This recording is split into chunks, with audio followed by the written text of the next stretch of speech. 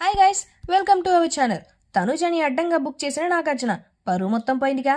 నిన్నటి ఎపిసోడ్ ఊహించిన విధంగానే ఎంత ఫైర్ వాతావరణం మధ్య జరిగిందో మనందరం చూసాం. శనివారం ఎపిసోడ్ అంత ఫైర్ మీద ఉందంటే ఆదివారం ఎపిసోడ్ అంతకు మించిన ఫన్తో ఉంటుందని అర్థం.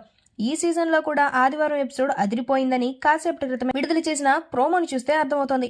మొన్నటి ఎపిసోడ్లో తనూజ అరటిపండుని దొంగతనంగా తినేసి ఇమాన్యుయల్ మరియు రీతు చౌదరిని కూడా ఇరిగించేసినట్టు క్యూట్గా ప్రవర్తించిన వీడియోని మనమంతా చూసే ఉంటాం. ఈ వీడియోని నిన్న చూపిస్తారేమో అని అనుకున్నాం, కానీ నేటి ఎపిసోడ్లో చూపించారు. అందరూ ఫన్నీగా తీసుకొని బాగా నవ్వుకున్నారు. కానీ రేపు ఈ పాయింట్ మీద తనూజపై నామినేషన్స్ పడినా ఆశ్చర్యపోనక్కర్లేదు. ఎందుకంటే గుడ్డు కోసం హౌస్లో ఉన్న కంటెస్టెంట్స్ మొత్తం గొడవ చేసుకున్నారు.